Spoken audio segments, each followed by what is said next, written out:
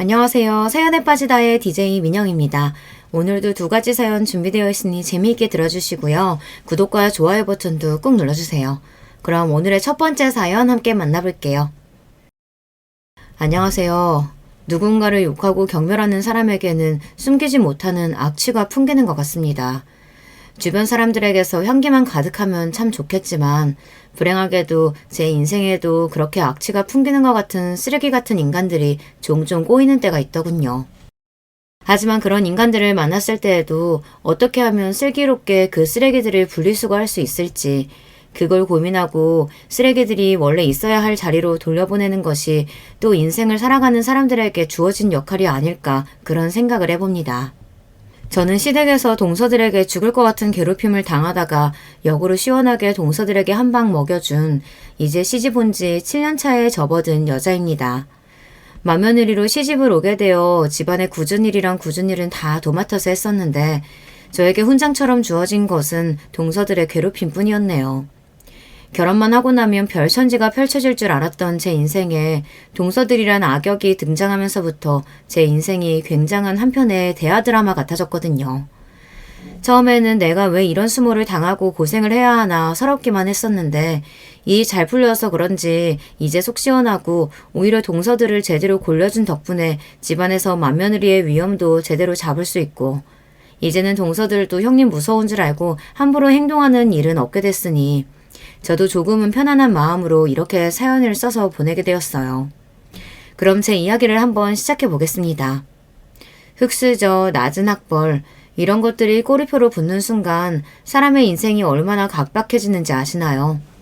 아마 이건 직접 이런 일을 겪어보지 않으신 분들이라면 쉽게 이해가 되지 않으실 수도 있겠다 싶어요. 불행하게도 저는 살아오는 내내 그 두 가지 꼬리표를 대롱대롱 달고 살았던 사람입니다. 어렸을 때 가정 형편이 넉넉하지 않은 곳에서 살아오신 분들이야 많이 있을 테니 가난을 자랑하는 것은 아니고요. 굳이 제가 얼마나 어렵고 힘들게 살았는지에 대한 이야기는 더 하지 않을게요. 이야기해봤자 뭐가 좋겠어요. 더럽게 힘들게 살았던 이야기 별로 재미도 없고 듣는 사람도 하는 사람도 괴롭기만 한데 말이에요. 어머니가 일찍 돌아가셨어요. 제가 초등학교 때 갑자기 아프셔서 제가 기억하는 어머니의 마지막 모습은 내내 병원에 누워 계셨던 것밖에 없어 그게 참 마음이 속상하고 안타깝네요. 사실 박복한 것으로 따지면 저보다 저희 어머니가 더한 것 같아요. 어머니를 덮친 그 병마가 외할아버지부터 이모들까지 죄다 잡아먹어버렸거든요. 엄마는 내내 불안감에 떨면서 사셨대요. 나도 언젠가 같은 병에 걸려서 죽지 않을까 하는 그런 불안감이요. 그거 아세요? 뭔 사이비 같은 소리인가 하겠지만 안 좋은 생각을 하다 보면 계속해서 안 좋은 상황이 내 앞에 불러들여와진대요. 거짓말처럼 말입니다. 우리가 흔히 말하는 행복해서 웃는 게 아니라 웃어서 행복한 거다. 이런 소리도 결국에는 즐거운 상황도 아니고 웃음이 나올 상황도 아닌데 꾸역꾸역 웃다 보면 행복한 일들이 언젠가 눈앞에 오게 된다는 그런 말이죠. 그러니까 사연을 들으시는 분들 중에서도 그때 저처럼 상황이 많이 힘들고 괴로우신 분들이 있더라도 꾸역꾸역 좋은 생각을 억지로 하면서 버티셨으면 좋겠어요. 그게 결국 또 좋은 일을 불러드릴 테니까요. 여튼 이야기가 잠시 다른 곳으로 샜는데요. 저는 어머니의 병환이 결국 평생을 어머니를 짓누르고 있었던 그 불안과 걱정에서 태어난 것이라고 생각하는 사람이거든요. 정말이지 아프셔서 이렇게 허망하게 세상을 떠나실 거라고는 생각도 못했어요. 어린 시절에는 맨날 학교가 끝나고 나면 엄마가 입원하고 있는 병실 곁에 앉아서 엄마 손을 꼭 붙잡고 엎드려서 잠들곤 했었죠. 자다가 중간중간 화들짝 놀라며 엄마가 숨을 잘 쉬고 있는지 코 밑에 손가락을 슬며시 대어보는 것도 제 습관이 되어버렸어요. 그래서인지 걱정이 많은 날에는 자꾸 제 코 밑에 손가락을 대는 버릇이 생겼거든요. 손가락에 따뜻한 숨이 닿는 걸 확인해야지 아 내가 지금 그래도 숨을 쉬고 살아있구나. 나 아직 좀 더 버틸 수 있구나. 그런 생각을 하면서 안심을 하는 것 같아요. 남들은 그런 제 모습을 보고 뭐하나 싶겠지만은 이것도 웃지 못할 사연이죠. 여튼 그렇게 몇 년 내내 병원에 입원해 계셨던 엄마는 제가 초등학교 3학년에 올라가던 해였나요. 병실에 들어가니까 입술이 바짝 말라가지고는 소화가 또 안 되는지 일어나서 가슴을 퍽퍽 때리고 계시더라고요. 제가 놀라서 얼른 달려가서 엄마 등을 두드려주고 있으니 엄마가 저한테 500원짜리 동전 하나를 쥐어주며 얼른 슈퍼에 나가서 사이다 하나만 사오라고 그러셨어요. 엄마가 병원에 들어가기 전에부터 소화가 잘 안 된다면서 식사를 하고 나시면 꼭 사이다를 밥 대접에 잔뜩 담아가지고 시원하게 들이키시곤 했었거든요. 저는 그 옆에 앉아서 엄마를 내동 쳐다보고 있다 밥그릇에 맨 마지막에 엄마가 저 주려고 남겨놓은 사이다 한 모금 그거 하나를 얻어마시고요. 엄마가 사이다를 사오라고 하니까 괜히 그때 생각이 나서 코끝이 찡하더라고요. 그때 눈물이 날 것 같아 코를 꼭 쥐고 슈퍼까지 사이다를 사러 뛰어갔던 게 마치 어제 일처럼 생생하게 기억이 납니다. 사이다를 한 캔 사다 드리니까 예전처럼 컵에 담아 시원하게 사이다를 쭉 들이키시고는 이제야 좀 살 것 같다면서 퍽퍽 치던 가슴팍을 편안하게 위로 오르락 내리락 하면서 잠에 드셨어요. 그걸 보고 저도 안심하고 평소처럼 엄마의 손을 주무르며 옆에서 편안하게 잠이 들었고요. 그날은 간만에 엄마가 건강하던 시절의 꿈을 꾸었던 것 같아요. 뭐 때문인진 모르겠지만 꿈속의 엄마는 너무 즐겁다는 듯 박수를 치면서 막 웃고 계셨고요. 저는 엄마가 전혀 안 아파 보여서 그게 너무 좋았고요. 그게 꿈인 거를 뻔히 알고 있으면서도 나는 이 꿈에서 오늘은 안 깼으면 좋겠다. 그냥 계속 이대로 잠들어 있었으면 좋겠다 하면서 입맛을 쩝쩝 다시고 있었던 것 같아요. 그런데 그때 누가 제 어깨를 세차게 흔들어서 행복한 단꿈에 빠져있던 저를 잔혹한 현실 속으로 끄집어냈습니다. 바로 저희 아버지였어요. 은영아, 어떡하면 좋니? 어머니 어떡하면 좋아? 잠에서 막 깨서 정신이 하나도 없었는데 저보다 병실에 있는 사람들이 더 정신이 없어 보인다는 것은 한눈에 알겠더라고요. 저희 엄마가 있는 병실에 이 병원에 있는 의사란 의사는 다 모인 것 마냥 사람들이 가득 차 있고 엄마는 평소에 침대에 누워있는 것 같았는데 어딘가 이상했습니다. 방금까지 분명 엄마의 손을 주무르며 잠이 들었던 것 같은데 의사들에게 둘러싸인 엄마의 모습은 어딘가 싸늘하고 뻣뻣했습니다. 심폐소생술을 하느라고 위아래로 크게 오르락내리락 하는 엄마의 멍든 가슴을 보며 이게 무슨 상황인지 현실로 돌아오지 못하고 멍하니 바라보고 있는데 아버지가 황급히 제 눈을 갈아주셨어요. 제가 깜빡 잠이 들어있는 동안 어머니에게 심정지가 왔던 거예요. 그제서야 제가 소리를 지르며 아버지를 끌어안고 오열을 하기 시작했습니다. 이대로 엄마를 떠내보내는 것이 너무 무서웠고 또 내가 기억하는 마지막 엄마의 모습은 사이다를 마시고 편안하게 잠이 든 그래서 꿈속에서는 아파 보이지 않았던 그런 모습이었어야만 했는데 이런 모습은 너무 잔인하고 끔찍했어요. 제가 감당할 수 있는 수준이 아니었습니다. 엄마의 이런 모습이 평생 동안 남아있을 거라고 인정하고 싶지 않았습니다. 아버지는 저를 끌어안고 저보다 더 큰 소리로 펑펑 우셨어요. 괜찮을 거라면서요.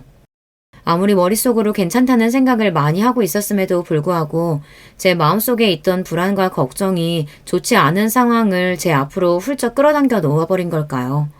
어머니는 결국 그날 심폐소생술에도 의식이 돌아오지 않으셨고 짧은 생을 마감하시게 되었습니다. 그래도 마지막에 엄마가 좋아하시는 사이다 한 잔을 먹여서 보낼 수 있어서 얼마나 다행인지 몰라요. 아직도 제가 엄마 기일 때마다 상에는 잊지 않고 사이드를 올리거든요. 하늘나라 올라가서 이제 속 답답한 거 없을지 몰라도 그래도 엄마 좋아하는 거니까 한 잔 시원하게 들이키고 가시라면서요. 거기서는 엄마도 더 이상 아프지 않은 모습으로 제가 꿈속에서 봤던 모습으로 행복하게 지내고 계시겠죠. 이미 떠나버린 사람 붙잡고 괴로워하면서 사느니 그렇게라도 행복하게 지내고 있을 거다 제 마음을 달래는 수밖에 더 있겠습니까? 어머니가 떠난 이후로 가족이라고는 아버지와 저 이렇게 단 둘밖에 남지 않게 되었어요. 어머니가 떠난 직후여서 그런지 몰라도 아버지와 제 사이는 연휴 모내지간보다는 꽤나 애틋했습니다. 아버지의 직업 특성상 한 번 일을 하러 떠나시면 며칠이고 집에 들어오지 않으시는 날들도 많았지만 그때마다 저를 친한 친구분의 집에 맡겨두고 가셨어요. 혼자 있는 딸에게 혹시라도 무슨 일이 생길까 싶어서 아버지 딴에는 가장 믿을 만한 친구분에게 저를 잠시 동안 맡겨두는 것이 가장 안정적인 방법이라고 생각하셨겠죠. 대체 무슨 일을 하시길래 그렇게 어린 딸을 두고 며칠씩이나 집을 비우시냐고요? 제가 장난삼아 아버지에게 그래요. 남의 뒷조사를 하면서 밥 벌어먹고 사는 직업이라고요. 아버지도 웃으시면서 그러니까 너는 크면서 절대 나쁜 짓 저지르고 살면 안 된다고. 법원에서는 판검사가 최고일지 몰라도 이런 뒷골목에서는 아버지를 이길 사람이 없다고 항상 그러셨거든요. 저희 아버지의 직업이 뭐냐고요? 조금 생소하실 수도 있는데 흥신소를 하셨어요. 보통은 바람난 남편을 잡으려고 아니면 회사에서 뭐 사고치고 도망간 사람을 잡으려고 돈을 빌리고 갚지 않은 사람을 잡으려고 저마다의 사연을 가지고 사람을 좀 찾아달라. 이 사람을 이겨먹을 수 있는 방법을 알려달라 하면 정말 아버지는 먼지 한 톨도 남기지 않고 그 사람의 과거부터 현재 생활까지 남김없이 탈탈 털어다가 주고 돈을 받는 그런 직업을 가지신 분이었죠. 너희 아버지 때문에 우리 집 완전히 파탄났어. 알고 있어? 뭐 잘난 직업이라고. 너희 아버진 가정 파탄자 그 이상도 이하도 아니야. 그런 돈 받아가지고 먹고 사는 너는 안 봐도 뻔하지. 그렇게 남의 약점 찾아가지고 지고 흔들어대는데 그게 무슨 자랑이라고. 덕분에 웃지 못할 일도 종종 생겼어요. 아버지를 찾아오셔서 바람남 내 남편 좀 찾아달라고 거액의 돈을 내고 가신 분들 중에서는 동네에서 한 달이 건너면 얼굴을 다 아는 사람들도 있었으니까요. 모르겠어요. 저는 그냥 그렇게 생각했거든요. 저희 아버지는 정보만 캐다 줬을 뿐이지 잘못은 저쪽에서 저지른 건데 왜 우리 아버지가 욕을 먹어야지 하고요. 오히려 이걸 덮어놓고 모르고 살았으면 더 억울할 뻔했을 것을 아버지 덕분에 알고 잘 피해가게 되었으면서 되려 고마워해야 하는 건 아닌가요? 그렇게 생각했었는데 또 막상 그 일을 겪어본 사람들 입장에서는 그런 게 아니었나 봐요. 저희 아버지에게 가정 파탄범의 주범이라고 돈만 주면 뭐든지 다 하는 사람이라고 손가락질하는 사람들도 있었죠. 말 함부로 하지 마. 우리 아빠 그런 일 하는 사람 아니거든? 우리 아빠는 그냥 사설 탐정 같은 사람인 거야. 바람은 니네 아빠가 피워놓고 왜 애꿎은 우리 아빠를 니네 가족 박살낸 것처럼 그렇게 이야기해. 따져서 묻고 싶거든. 니네 아빠한테 가서 물어봐. 왜 바람 피웠냐고. 왜 집 버리고 도망갔냐고. 자기 아빠는 칙소리도 못할 거면서 애몬 나한테 와서 이렇게 난리 피우지 말고. 왜? 내가 뭐 틀린 말이라도 했어? 아빠는 저에게 늘 제발 참고 살라고 무작정 화내지 말고 사람들을 좀 들이받지 말고 조용히 살 수 없냐고 그러시는데 그것도 천상인가 봐요. 그런 소리를 들으면 울컥 올라오는 화를 참지 못하고 버럭 소리부터 지르고 지지 않았거든요. 어렸을 때부터요. 그런 소리를 하면 뭐 어린애 입장에서는 뭐라고 더 할 말이 있겠어요. 자기 아빠가 바람 피운 것도 사실이고 쪽팔린 것도 자기 몫이니까 그냥 엉엉 울기만 하고 그러면 저는 잘 혼내줬다 속이 시원하다 그러고 마는 거죠. 왜 아무것도 모를수록 겁이 없다고 하잖아요. 딱 그 짝이었네요. 조금씩 커가면서부터 아버지가 하시는 일이 마냥 정의로워 보이지만은 않았던 것 같아요. 아버지가 멀리 일을 나가시면 저는 며칠씩 가장 친한 친구분의 집에 맡겨두고 가셨다고 했잖아요. 한 번은 그런 적이 있었어요. 저는 이모, 이모부 하면서 따르던 분들이셨거든요. 사연에서도 뭐 피가 섞여 있는 것은 아니지만 편하게 그냥 그 호칭을 사용할게요. 그날은 이모부가 안 계시고 이모 혼자 집에 계시던 날이었어요. 이모부도 마침 출장을 나가셨다고 하시더라고요. 제가 집에 와 있는 게 이제는 너무나도 익숙해서 딱히 제 말동무를 해주신다거나 그런 것도 없었고요. 그냥 각자 방에서 시간을 보내는 날들이 많았죠. 그런데 그날따라 이모의 행동이 너무나도 이상했습니다. 전업주부였던 이모는 남편을 따라 이 지역으로 이사를 오게 된 거라고 들어서 이쪽에 연고도 하나 없고 친구도 없어서 매일같이 이모부와 시간을 보낸다고 들었었는데 어딜 나가시는 건지 콧노래까지 부르면서 화장대 앞에서 정성스레 화장을 하는 모습을 보이더라고요. 뭐 어디 좋은 데라도 가나 싶어서 제가 이모 어디 가냐고 물어보니까 화들짝 놀라시면서 방에 있던 거 아니었냐고 그러더라고요. 그러면서 요 앞에 잠깐 나갔다 오려고 하는 거니까 이모부한테는 절대 말하지 말아달라고 하며 제 손에 10,000원짜리 지폐 2장을 쥐어주시고 나갔습니다. 아버지가 흥신소를 운영하셔서 그런지는 몰라도 어렸을 때부터 다른 촉은 몰라도 그런 촉은 이상하게 유난히 발달한 느낌이었어요. 화장을 하고 화장대에서 몰래 비상금으로 추정되는 주머니까지 챙겨 들고 나가시는 모습만 봐도 여간 수상한 게 아니었는데 이모가 나가는 것을 절대 이모부에게 말하지 말아달라고 이야기하는 것을 덧붙이고 나니 아무래도 이모가 좋지 않은 일을 하고 있는가 보다 그런 생각이 들더라고요. 이모의 부탁도 있고 용돈까지 받았으니 이모부가 돌아오고 나서도 딱히 이모의 그 수상적인 외출에 대해 이야기는 하지 않았습니다. 다만 계속 마음에 찝찝한 구석으로 남아있었기에 집에 돌아와서 아버지에게 넌지시 그 일을 꺼냈죠. 아버지가 깜짝 놀라시더라고요. 너 이런 거 가지고 거짓말하면 큰일 나는 거 알지? 정말 이모가 그렇게 나가는 걸 본 거야? 또 다른 거 뭐 봤어? 서랍에서 비상금 챙겨 나간 거랑 또 뭐 본 거 없어? 내가 본 건 정말 그게 다다. 그때까지만 해도 아버지의 절친한 친구 내외가 더러운 치정 사건의 주인공이 될 줄은 상상도 못하고 있었었는데요. 결국 그날 저의 결정적인 제보를 통해 이모의 외도가 만천하에 드러나게 되었습니다. 아버지가 다른 손님에게 받았던 사건이 있었는데 내연녀를 아무리 찾아보려고 해도 찾을 수가 없었는데 그게 결국 이모였다고 하더라고요. 이거 자네한테 미안해가지고 뭐라고 이야기를 해야 될지 모르겠네. 결국 자네 가정도 내 손으로 깨버렸으니 이제는 가장 파탄범 소리 들어도 싼 거지 뭐. 생각보다 이모부는 그 충격에서 빨리 헤어나오지를 못하셨습니다.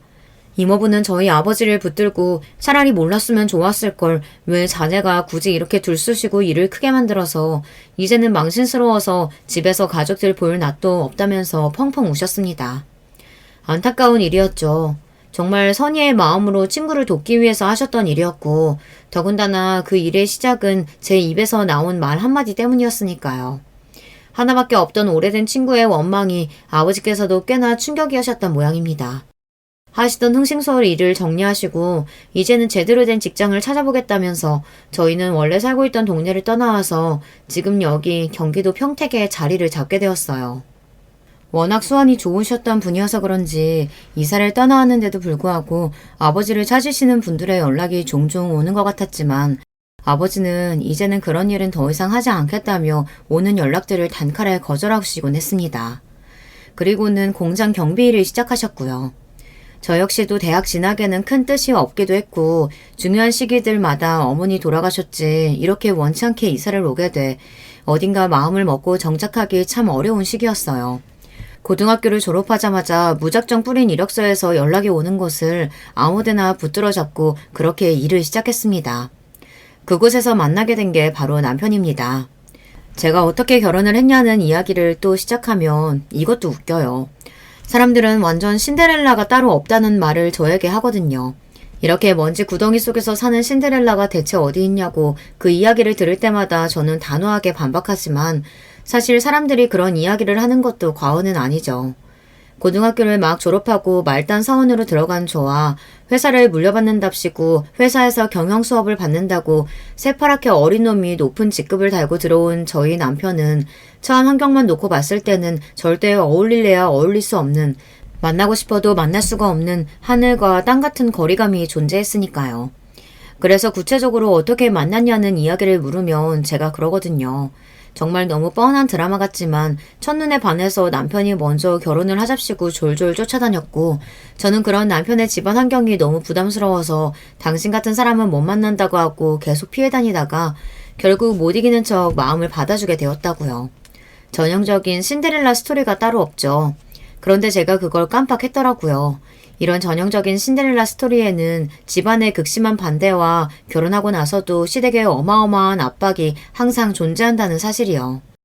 잠시나마 사랑에 눈이 멀어 그것 때문에 남편의 마음을 계속 거절하고 있었던 것조차 깜빡했었던 거예요.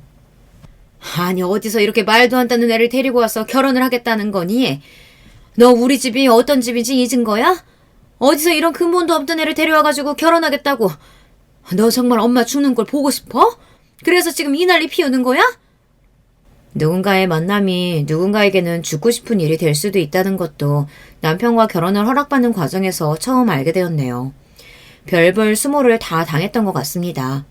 처음 만나는 자리에서 아버님께서는 낯이 익는다며 저를 유심히 살펴보시더니 이내 제 직업을 들으시고 더 들을 가치도 없다면서 자리를 박차고 일어나 버리셨어요. 어머님 역시 내 눈에 흙이 들어가기 전까지는 이 결혼은 허락할 수 없다시며 저희의 결혼을 극구 반대하셨죠.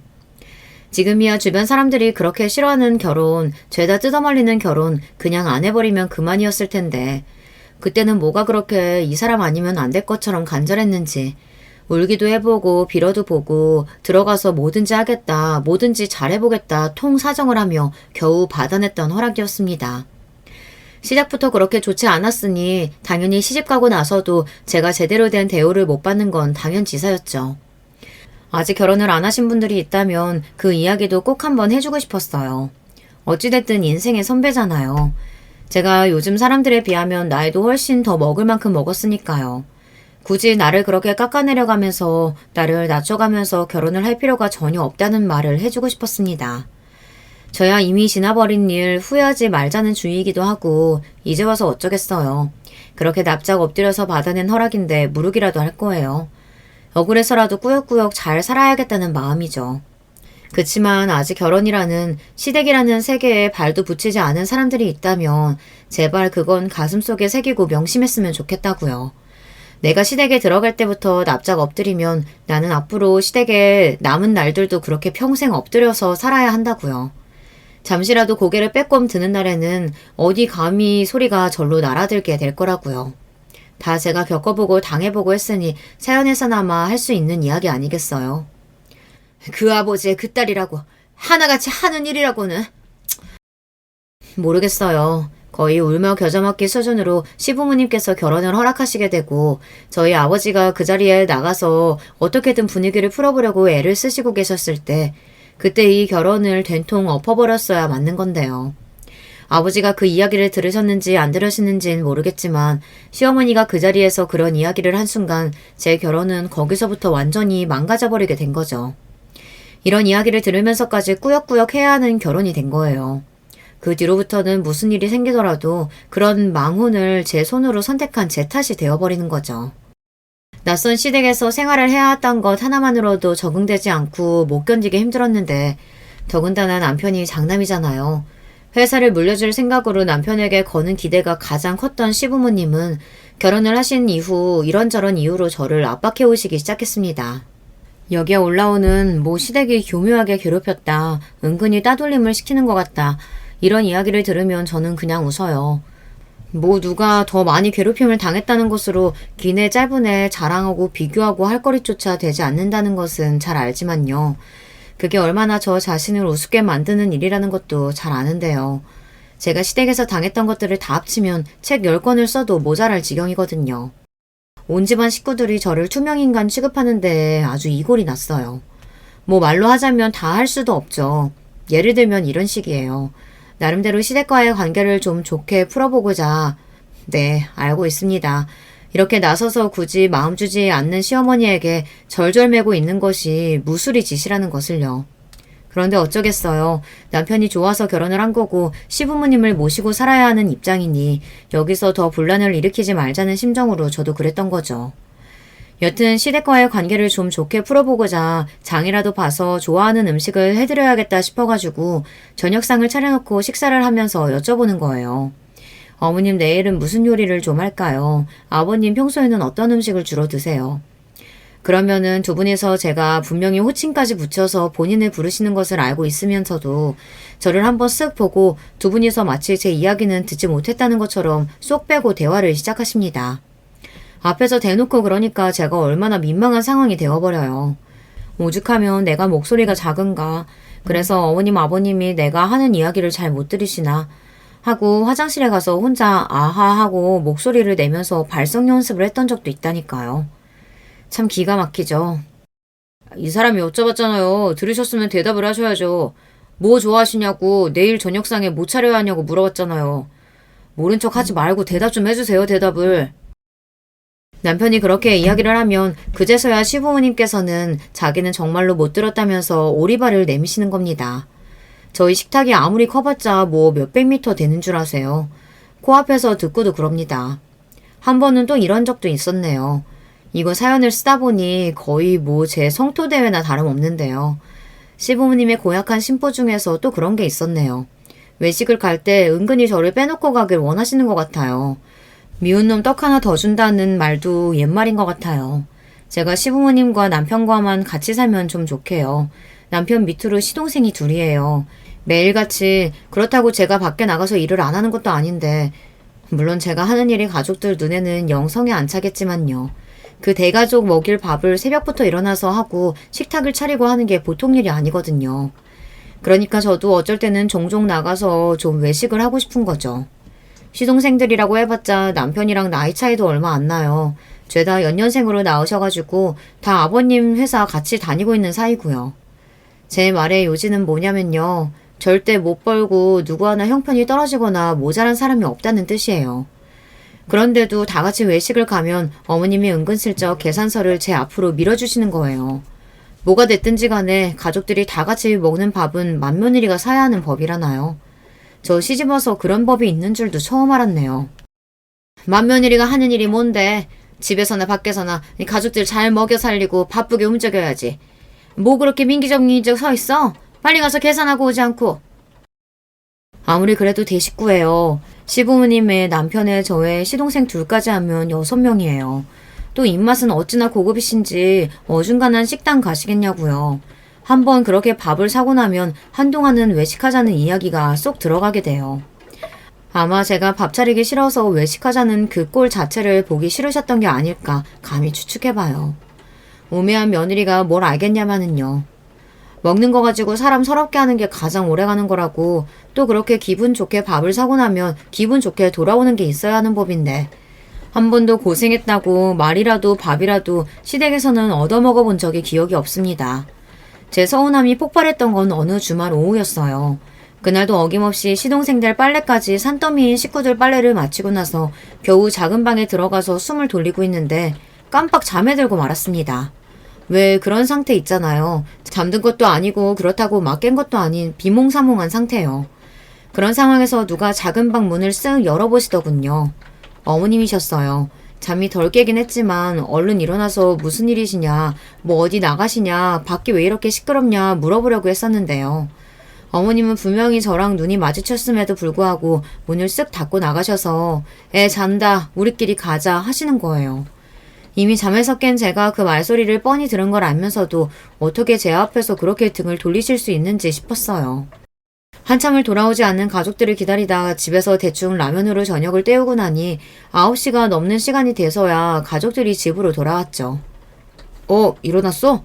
많이 피곤했던 모양이네. 어머님이 당신 누가 업어가도 모르게 세상 곤히 자고 있다고 해서 나도 깨우지 말자고 하고 나왔는데.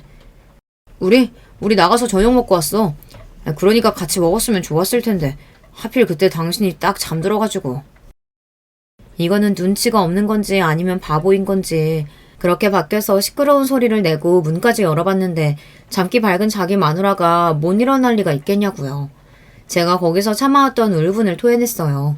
누구는 먹을 줄 몰라서 안 먹는 줄 아냐고, 왜 사람이 치졸하게 먹을 거 가지고 그러시냐고요.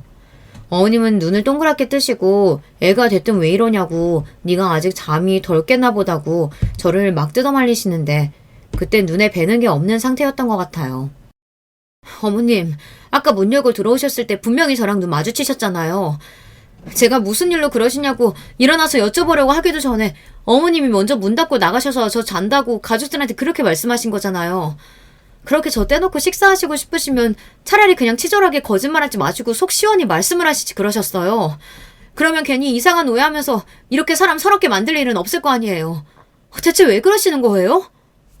제가 이야기를 하자 저희 어머니는 또 펄쩍 뛰면서 남편과 시동생들한테 자기가 그런 게 절대 아니라고, 자기는 분명히 자는 줄 알았다고 뻔히 보이는 거짓말을 하십니다.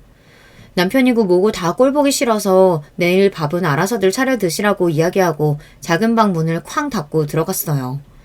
다음날 늦지막히 일어나 보니 모여서 알아서 밥들 잘 차려 먹고 제가 챙겨주지 않아도 알아서 손 까딱 잘할 줄 아는 사람들이더라고요. 어머니가 오해했다고 그러시더라.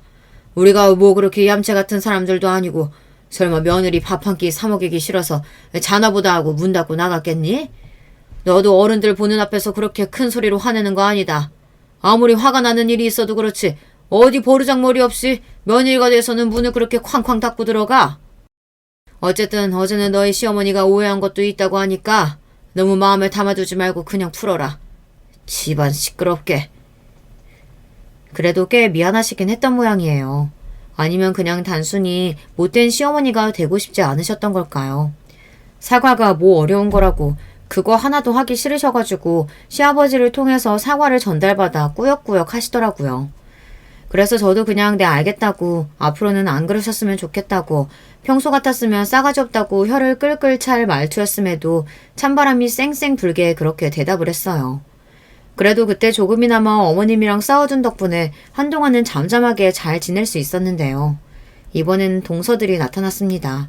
시어머니의 시집살이는 시집살이도 아니었다 싶을 정도로 더 지독한 인간들이 저희 집에 나타난 거예요. 시동생들도 나이가 꽤 있었고 시동생들 같은 경우에는 장남한테 무조건 회사를 물려주겠다는 아버지의 신념이 얼마나 안 이꼽게 들렸겠어요. 호시탐탐 어떻게 하면 내가 저 자리를 뺏어올 수 있을까 하이에나처럼 기회만 노리고 있는 인간들이었어요. 그런데 그 와중에 맏며느리라고 앉아있는 사람이 부모님한테 제대로 인정을 못 받고 집에서 매일같이 구박만 받고 있는 것 같다. 옳았구나 잘됐다 한 거죠. 자기들은 부모님한테 인정받을 수 있는 며느리를 들여와가지고 마음을 돌려서 회사도 자기들이 물려받겠다. 이런 음흉한 생각이 머릿속에 가득 찼던 것 같아요. 누가 그걸 모르겠어요. 그래도 시동생들이랑 같이 산 세월이 몇 년인데 시부모님께서 저를 불편해하는 내색을 점점 더 깊게 내비추실 때마다 적극적으로 혼처 자리를 알아보는 시동생들에게 오만 정이 다 떨어질 지경이었던걸요.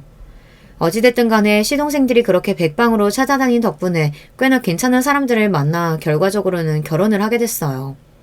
두 사람 다 대기업 출신인 것은 물론이고요. 학벌이 정말 어마무시하더라고요.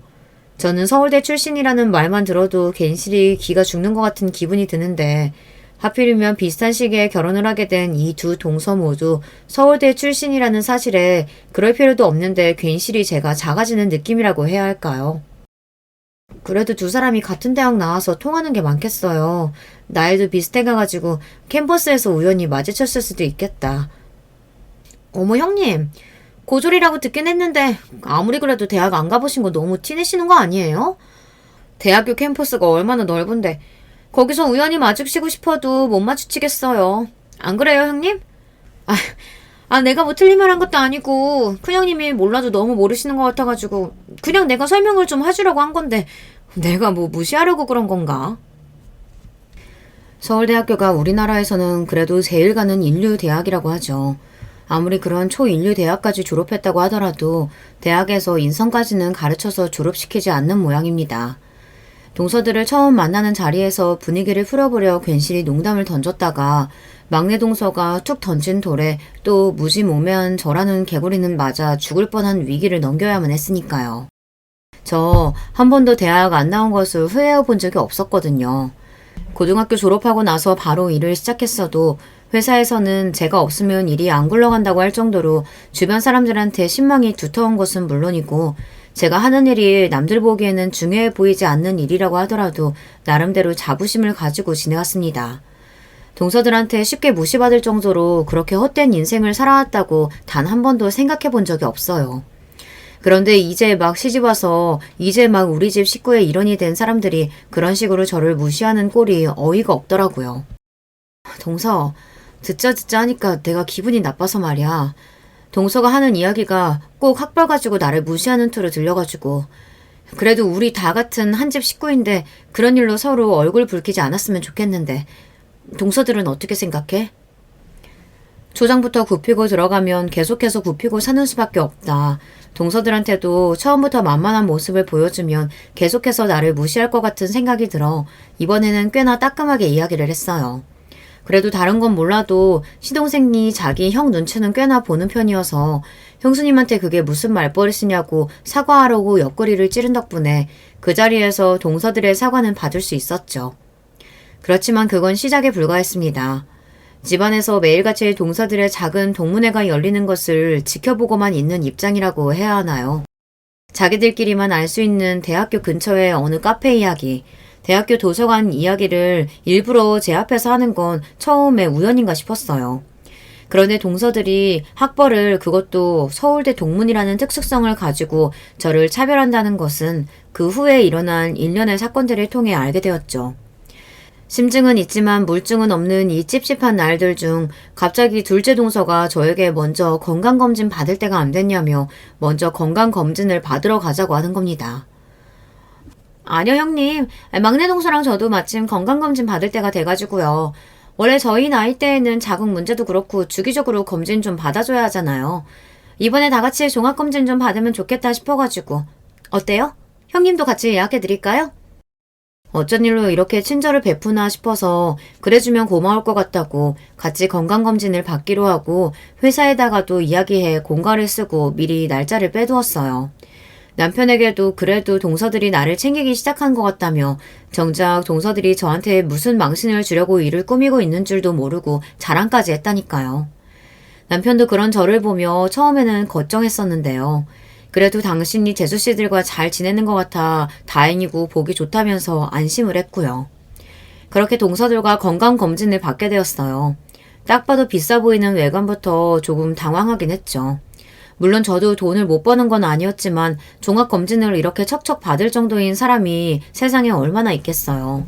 예상치 못한 지출이 나가겠구나 했는데 동서가 그러더라고요. 어머 형님, 가격 보고 놀라셨구나? 아니에요. 여기서 50% 우대니까 저렴하게 받을 수 있어요. 그러니까 저희도 이렇게 걱정 없이 받으러 왔죠. 하마터면 촌띠 낼 뻔했다며 웃으면서 그렇게 동서들과 검진을 받으러 갔는데 뭐가 그렇게 즐거운지 또 자기들끼리 막 이야기하고 키득거리더라고요. 그때는 왜 그러는지 몰랐는데 계산을 할 때 알게 되었습니다. 자기들끼리 그렇게 신난 이유요. 제가 이렇게 병원에서 개망신을 당할 줄 동서들은 미리 알고 있었던 거죠.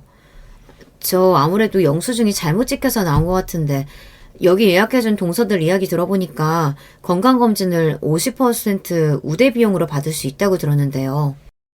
죄송합니다. 환자분 혹시 서울대학교 동문이실까요? 저희 병원에서는 서울대학교 동문분들 중에서 예약 당시에 회원 우대카드를 제시하신 분에 한해서 우대 혜택을 받으실 수 있도록 도와드리고 있거든요. 여기 두 분께서는 각각 동문 우대카드 적용해서 할인 적용되실 거고요. 환자분께서는 따로 제시해 주신 게 없어서 우대 혜택 적용이 어려울 것 같습니다.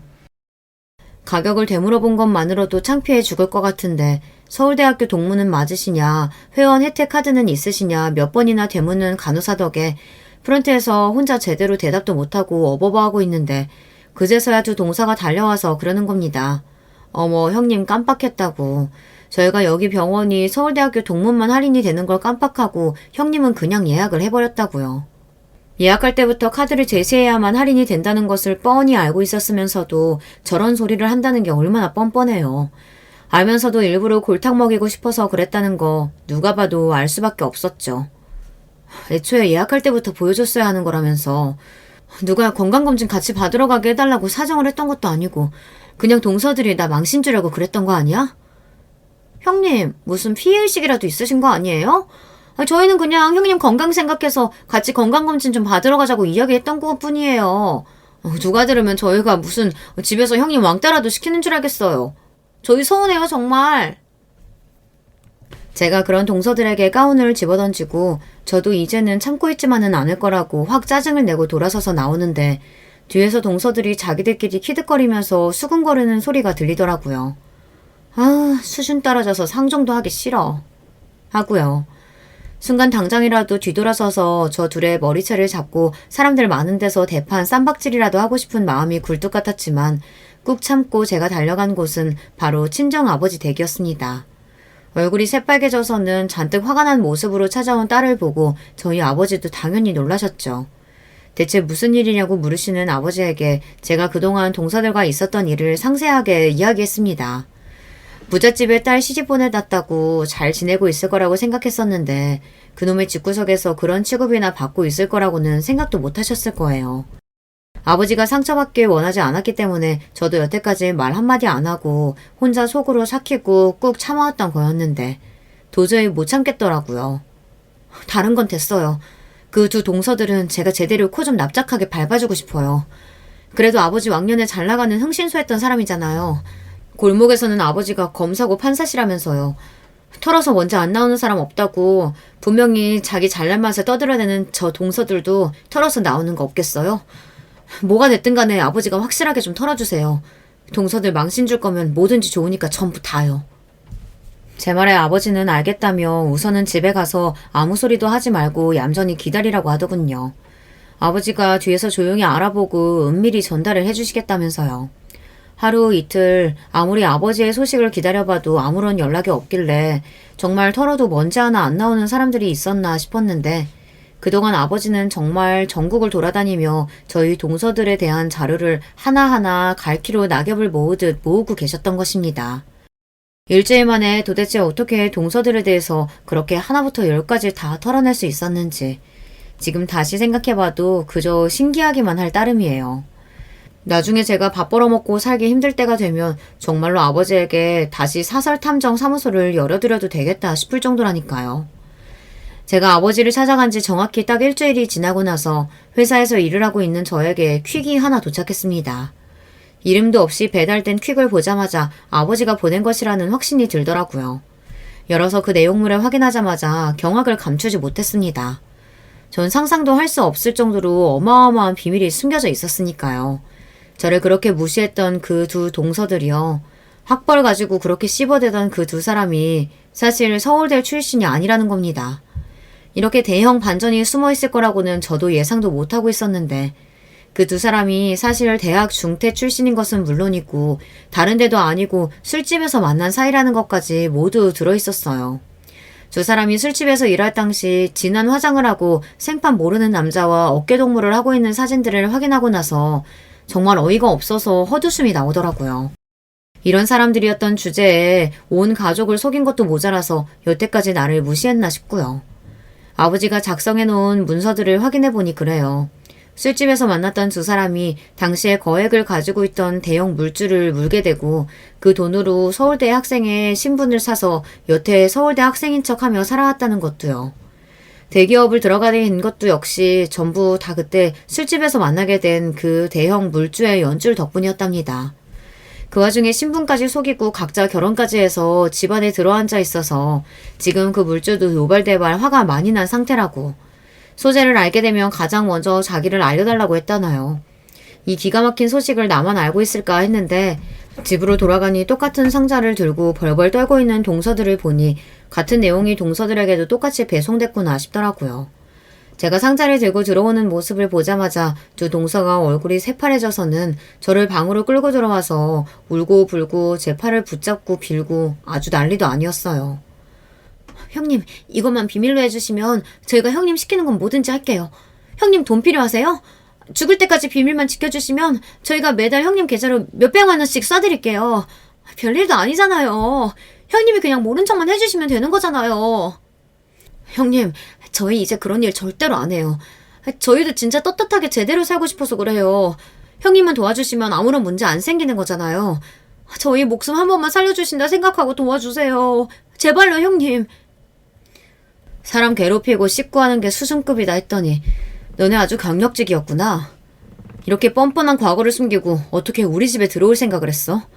어떻게 이따위밖에 안 되는 주제에 감히 나를 무시하려고 들여? 사람을 깔볼 생각을 했을 때는 더 밑바닥으로 내려앉을 각오를 했었어야지. 잘 지켜봐. 내가 너네 어떻게 짓밟아주는지. 지렁이도 밟으면 꿈틀어나는 거 이제부터 제대로 보여줄게. 울고불고 저에게 매달리는 동서들을 뿌리치고 마침 집으로 돌아온 가족들을 모두 불러앉히고 저는 아버지에게 받은 자료들을 가족들 앞에 척하니 펼쳐놓았습니다. 가족들이 여태 학벌이라는 그 껍데기에 속아서 어떤 사람들을 물고 빨고 했는지 말입니다. 시동생들은 머리를 쥐어 싸매고 동서들에게 버럭버럭 소리를 지르고 어머님은 뒷목을 잡고 쓰러지시고 시댁은 그야말로 아사리판이 되었어요. 맏며느리가 되어서 그런 상황에서 고소해하면 안 되는 걸 잘 알지만 그동안 저를 무시했던 가족들이 결국 그 잘난 학벌과 잘난 배격에 속아서 호되게 당하는 꼴을 보고 있으니 얼마나 우습고 고소하던지요.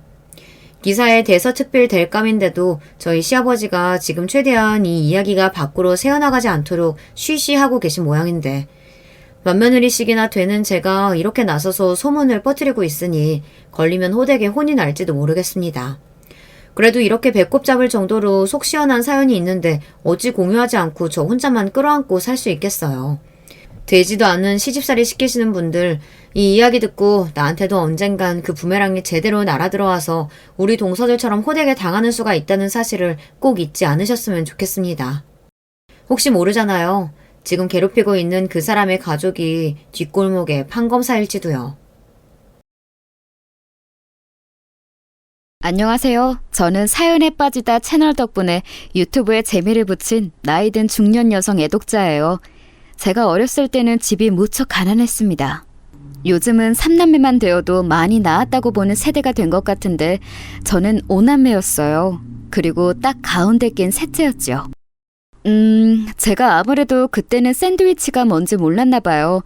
만약에 그 시절에 그걸 알았다면 저는 스스로를 샌드위치라고 칭했을 것 같아요. 가운데 낀 샌드위치 속재료 같았다고나 할까요? 제 위로 오빠가 둘, 아래로 여동생이 둘이었습니다. 예전에는 집이 가난해도 자식들을 많이 낳았던 이유 중 하나가 결국 자식들이 장성해서 집에 돈을 벌어다 주기 때문이었죠. 자식 하나하나가 자원이었어요. 그러나 저희 집은 장남부터가 집을 힘들게 하는 존재였습니다. 늘 장남이랍시고 뻗대기만 했어요. 큰오빠, 숟가락 젓가락 놓는 것 정도는 직접 할 수 있잖아? 어렸을 때는 안 그랬으면서 왜 점점 큰오빠가 마치 아버지인 것처럼 대접을 받으려고 해? 이건 너무한 것 같아. 야, 아버지가 안 계시면 내가 이 집안 가장이야, 이거 사. 나는 사실상 이 집안의 어른이라 다름없고 너네랑은 솔직히 말해서 겸상도 안 하고 싶어. 어찌나 커갈수록 뱃속에 바람만 들어가서 허세가 심하고 으스대기를 잘했는지 모릅니다. 밥상 차리고 오만 집안 살림을 하고 그랬던 저의 속을 큰오빠는 아주 박박 긁어놓는 존재였죠. 그랬던 큰오빠는 심지어 군대에서도 그 성질머리 못 버리고 으스대다가 자신을 과시해서 사고를 당했습니다. 높은 산길을 타다가 추락했는데 그 후로 다리를 영영 절게 되었어요. 친정 부모님의 충격이 몹시 크셨죠. 큰오빠는 다리에 장애를 입은 이후로 자격지심까지 추가한 인간이 되어서 못난 면모를 보였습니다. 스스로 뭔가를 해보려 들진 않았고 세상을 탓하고 원망하기만 했었죠. 그렇게 저희 집안에 힘든 일이 생긴 와중에 작은 오빠가 한 수 거들었어요. 웬 다방 레지하고 눈이 맞았는데 세상에 아이가 생겨버린 거예요. 그 여자는 쥐뿔 가진 것도 의지할 것도 없는 사람이었으므로 아이를 낳고 계속 저희 식구들에게 기생하며 살았습니다. 별별 핑계를 다 대가면서 돈을 벌러 나가지도 않았고요. 그래서 제가 오만 마음고생 몸고생을 다 했는데요. 너무 슬펐던 건 친정 부모님이 제 편을 안 들어주셨다는 거예요. 제가 진짜 가슴에 피눈물이 철철 흘렀어요. 저는 가슴에 한이 맺혀 있었는데 아무도 저를 이해해주지 않았습니다. 저와는 달리 여동생들은 진작에 철딱서니가 없었고 친정 어머니한테는 차마 말대꾸하고 까불기 겁나니까 만만하게 저에게 달려준 적도 많았습니다. 이리 치이고 저리 치이며 살아왔던 듯 싶어요. 짐작하고도 남으시겠지만 저는 일찍이 가족의 생계를 위해 돈벌이에 뛰어든 사람이었습니다. 학교는 중학교까지만 공부를 마쳤고요. 당시에 가난보다 더욱 힘들었던 것은 가족들 사이에서 제가 항상 우울할 수밖에 없었던 그 푸대접이었던 것 같습니다. 가난한 건 차라리 버틸 수 있었네요. 비슷한 형편의 집들이 도처에 꽤 널려 있었으니까요. 하지만 너덜해진 마음의 상처는 독하게 저를 파고들었죠. 그럴 때 만난 인연이 있었어요. 그 이름도 저에게 몹시 애틋한 미정언니였습니다. 저는 친언니가 없었기에 미정언니의 존재는 저에게 따스한 위안과 버팀목이 되어주었어요. 집에서 늘 이리 치이고 저리 치이며 살아왔던 저는 인정과 애정에 목말라 있었고 이런 저에게 미정언니는 언제나 애정어린 관심을 기울여 주었습니다. 그야말로 은인과도 같았네요. 미정언니가 아니었다면 저는 진짜로 한 번쯤 크게 엇나갔을지도 모를 일이에요. 왜냐하면 제 첫 조카의 생모였던 그 다방 레지 출신의 그 여자, 미심쩍더니 결국 야반도주를 해서 사라졌는데 그 직전에 저에게 돈을 빌렸거든요. 자기 친정에게 급한 사정이 생겼다고 그랬어요. 네? 친정하고는 연락 두절이라고 절연한 거나 다름없다고 하신 거 아니었어요? 지금까지 접점 하나 없으셨잖아요. 사실은 제 친정이 너무 부끄럽고 워낙 사이가 안 좋아서 연락 안 되는 것처럼 숨긴 거예요. 그런데 지금 제 친정에 목돈이 급히 필요하다네요. 아가씨가 돈을 빌려주시면 급한 일 해결되는 대로 제 친정 식구들이 석 달 안으로 반드시 갚을 수 있어요. 아가씨 말고는 이런 부탁을 전할 상대도 없네요. 제 마음이 뭉클했죠.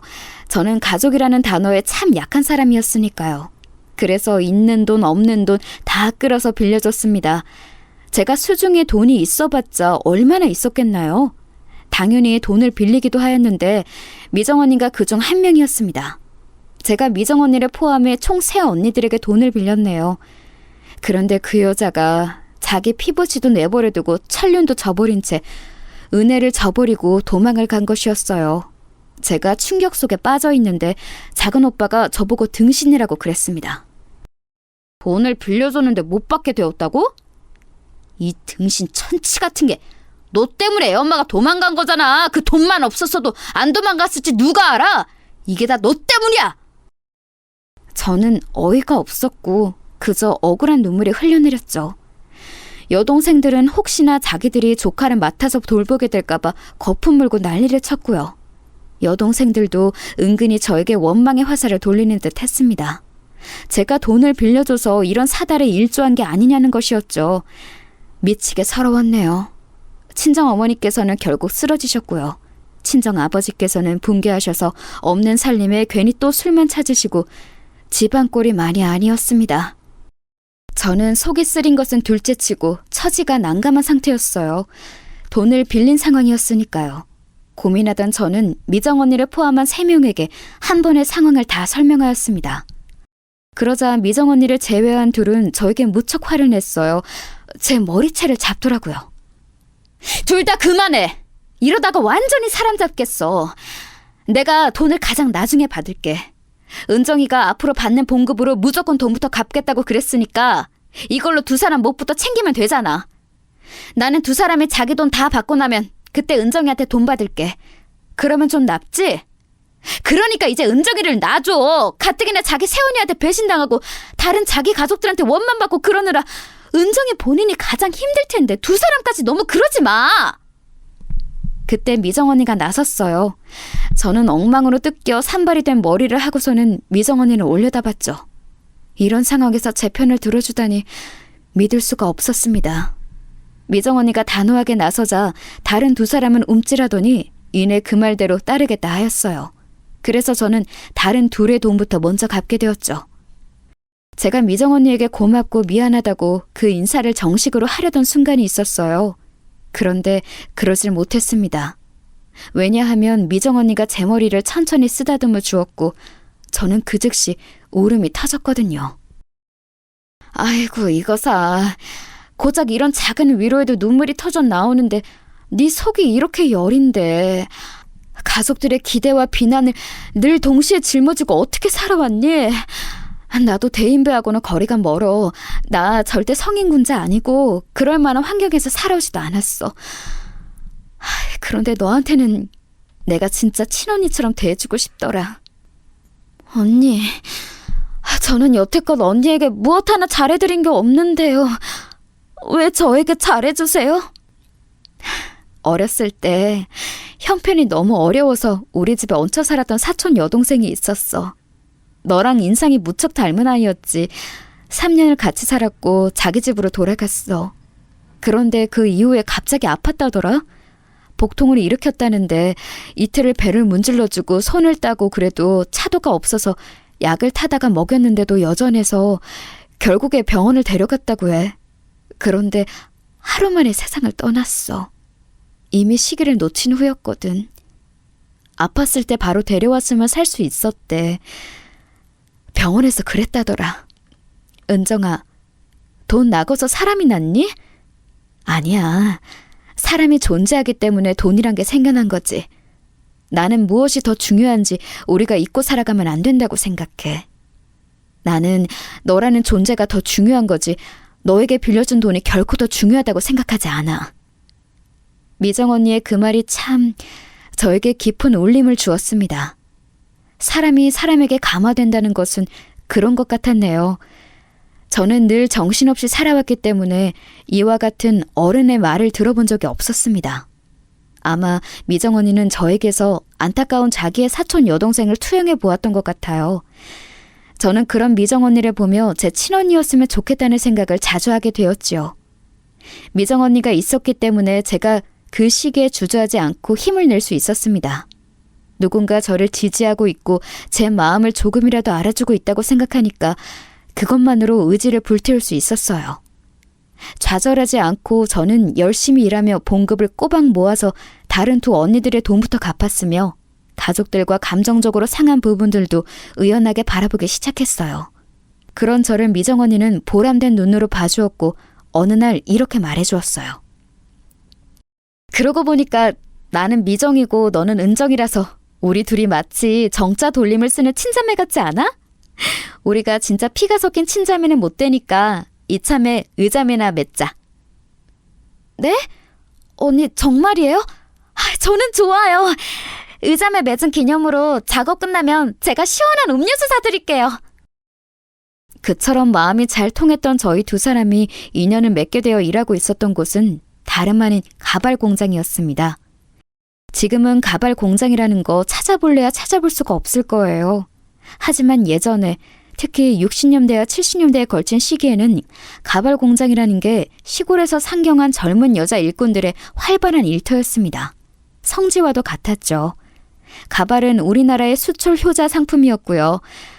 여러분 혹시 가발이 인조 모발을 이용하는 가발과 진짜 사람의 머리카락을 모아서 만드는 인모 가발로 종류가 나뉜다는 거 알고 계신가요? 그런데 어떠한 재료를 사용하든 가발을 만드는 작업에 고도의 집중력이 필요해요. 사람 손으로 작업하는 그야말로 수작업의 집약이거든요. 제가 가발 공장에서 일할 때 들었던 말들인데요. 우리나라 사람들이 손재주가 기본적으로 타고났기 때문에 가발의 품질이 뛰어나다고 그랬습니다. 생각해보면 조선시대부터 우리 민족은 배를 짜고 직접 온갖 문양들을 수놓고 살아왔죠.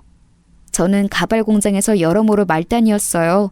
미정 언니 같은 능력 좋은 작업자들이 꼼꼼한 손놀림으로 머리카락을 일일이 다 깨어냈죠. 은정아, 가발에 쓰이는 머리는 10대에서 20대 여자 머리가 최고 품질인 거 알아? 파마약이나 염색약이 안 들어간 순수모가 그 중에서도 최고지. 그런 곳에도 나이가 갈려요? 와, 언니는 진짜 모르는 게 없으시네요. 게다가 어쩜 그렇게 말을 하면서도 손은 재빨라요? 그 작은 실바늘로 어떻게 머리를 다 심을 수가 있어요? 나는 언니 따라가려면 100년은 멀었나 봐요. 너도 계속 하다 보면 이렇게 될 거니까 걱정하지 마라. 내가 있잖아. 이런 거 작업할 때는 말이지. 아무 생각 없이 머리를 막 심으면 안 돼. 헤어스타일을 미리 확인하고 원하는 헤어스타일에 맞게 방향을 잡고 작업을 해야 하는 거야. 그래야 가발이 자연스러워. 숙련자였던 미정 언니는 저를 잘 지도해주기도 하였습니다. 너무 고마웠어요. 제가 늘 꿈꾸던 것이기도 하였죠. 저 혼자 아둥바둥 어떻게든 해보겠다고 발버둥 치면서 가족들을 위해 희생하는 거 말고 누군가 저를 앞에서 이끌어주면서 지식과 지혜를 가르쳐주는 것이요. 이게 바로 제가 원하던 이상이었어요. 제가 얼마나 미정 언니를 믿고 의지하고 잘 따르고 좋아했는지는 미정 언니 본인도 정확히 가늠할 수 없었을 겁니다. 오직 저 자신만이 그것을 알고 있네요. 저는 다른 두 언니들에게 돈을 다 갚았는데 그때까지도 미정 언니는 저에게 한결같이 이런 말을 건네주고 있었습니다. 나는 괜찮아. 급한 거 하나도 없어. 무조건 괜찮으니까 네가 여력이 될 때 내 돈은 갚아도 돼. 그래도 상관없어. 고마움을 넘어선 감동이었죠. 저는 미정 언니의 말과는 달리 돈을 바로 갚아줄 심산이었어요. 그간 돈을 갚느라 힘들게 쪼달리며 지냈고 생활비를 넉넉히 주지 않는다는 이유로 가족들의 눈총까지 받아왔지만 그럼에도 이 생활을 더 지속하면서 미정 언니의 돈부터 갚아줄 작정이었던 거예요. 하지만 너무 황당한 일이 벌어지고 맙니다. 제 여동생이 집안의 막내가 거하게 사고를 쳐버렸던 거예요. 웬 논팽이하고 눈이 맞아서 그대로 사라졌습니다. 이때 동네방네 난리가 났었고요. 여동생은 그냥 사라진 게 아니라 집에 있던 것들을 꽤 챙겨갔어요. 친정 아버지하고 첫째 조카하고 생일이 고작 사흘 차이인데요. 하필이면 그때 생일을 같이 챙기기 위해 저희 식구들이 웬일로 정말 오랜만에 뜻을 모아서 준비를 하고 있었습니다. 새언니라고 부르고 싶지도 않은 첫째 조카의 생모, 그 여자가 사라진 이후로 초상집이었던 집안의 분위기를 조금 바꾸어 보자는 취지였죠. 저도 그걸 알기에 허리띠 졸라매고서는 생일 준비에 들어가는 돈을 냈어요. 철딱서니가 늘 없었던 저희 집안 넷째도 돈을 바리바리 모아서 따로 선물을 미리 마련했었고요. 그런 것들을 막내가 죄다 쓸어갔던 거예요. 기어이 친정 어머니께서는 충격에 앓아 누우셨고 건강이 확 악화되었습니다. 친정 아버지는 가슴을 치며 분노하셨죠. 이때부터 오빠들이 집에서 등을 돌렸어요. 자기들 살 길 찾아가겠다는 거였죠. 이놈의 집구석 역시나 글러먹었어. 나 같은 사람이 장남으로 있어주기에는 이 집구석의 그릇이 너무 작아. 설비일 배우고 있는 것도 잘 되고 있으니 나는 이대로 나 혼자 잘 먹고 잘 살아볼 거야. 나도 슬슬 재혼 생각이 들고 있는데 이득보다는 손해만 가득한 집안과 얼른 발길 끊고 사는 게 더 나을 것 같네. 이런 식구들이 딸려있다고 하면 괜찮은 여자들은 아무도 나하고 재혼 안 해주려고 할 테니까. 심지어 작은 오빠는 아이를 친정 부모님께 떠넘기듯 전가해버렸습니다. 화가 난 저는 작은 오빠에게 따지고 들었고 여태까지도 네가 돈을 안 빌려줬으면 애엄마가 도망 안 갔다는 황당한 생각을 가지고 있었던 작은 오빠 역시 저에겐 나를 세웠어요. 그러면서 아예 남매 사이가 틀어졌죠. 너무 우울했어요. 이러나 저러나 저는 가족이 우선이라고 생각하며 살아온 사람이었기에 관계가 완전히 돌이킬 수 없어진 것에 너무 큰 스트레스를 받았습니다. 가발 공장도 점점 상황이 안 좋아지고 있었고요. 제가 가발 공장에 들어갈 때도 예전만 못하다는 세간의 평이 있었지만 설마 하니 계속해서 쇠락의 길을 걸을 줄 몰랐던 거예요. 당시에 제가 뭘 많이 배우기를 배운 것도 아니었고 해안을 지닌 것도 아니었으며 사회를 읽을 줄도 몰랐으니 막연히 제가 열심히 하면 가발 공장도 다시 활기를 찾을 수 있을 거라는 순진한 생각을 품었던 겁니다. 지금 생각하면 아주 말도 안 되는 거였죠. 집안 상황도 별로인데 가발 공장까지 점점 입지가 좁아지고 있으니 제가 이 시기에 많이 힘들었어요. 공장이 힘들어지니까 당연히 인력도 줄어들었습니다. 저 역시 감축 대상에 걸려들었어요. 그리고 워낙 손기술이 좋아서 일찍 잘리지 않았던 미정 언니는 드물게도 본인 의사로 그만두었습니다. 그러면서 저를 찾아와 봉투를 건네주었는데 거기에는 제가 힘든 상황에서도 돈을 챙겨 모았던 흔적이 들어있었어요. 제가 미정 언니에게 빌렸던 돈의 딱 절반 되는 액수였는데요. 일을 잘리고 마지막 출근하던 날에 미정 언니에게 건네주었던 것인데 이렇게 돌려받을 거라고는 꿈에도 몰랐어요. 언니, 나는 아직 갚을 게 남아있는데 이걸 나한테 돌려주면 어떻게 해요? 언니도 사정 좋지 않은 거 다 알고 있어요. 그러니까 이러지 마세요. 은정아, 내가 미리 말을 못해서 미안한데 그간 나에게 많은 일들이 사실은 있었어. 너도 나에게 남자친구가 있다는 건 알고 있지?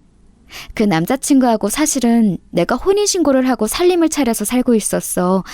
안 좋게 보일까봐 어디에도 말을 못했고 너에게 알리면 네가 뭐라도 챙겨주려고 할까봐 나중에 알려줄 생각으로 지금까지 말을 못했네. 뭐라고요? 언니가 결혼을 했었다고요? 그 남자친구를 언니는 진정으로 사랑한다고 했었으니까 분명 후회되지 않는 선택이었을 거라고 믿어요. 그런데 돈은 왜 돌려주시는 거예요? 언니의 표정이 꼭 멀리 떠나는 사람 같아요. 혹시 이제 남편이 된 그분하고 어디 멀리 가서 살기로 하신 거예요? 너에게 내 일을 말해주지 못한 게 너무 미안했어. 그래서 이건 숨김없이 다 말해줄게. 나 그 사람하고 얼마 전에 이혼을 했어. 자유로 꿈꾼다던 그 사람이 나하고 결혼한 후에는 변심을 했거든.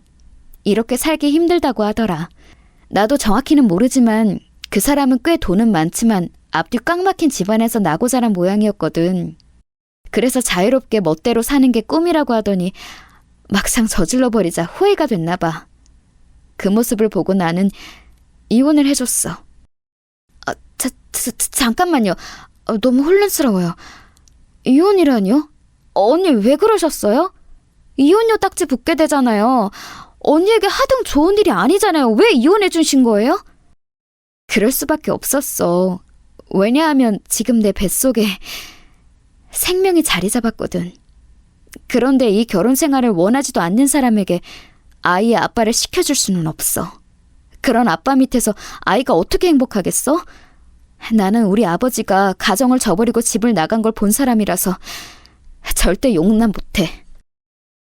그야말로 충격의 연속이었습니다. 임신 이야기를 듣고는 뭐라고 말을 해야 할지도 몰랐어요.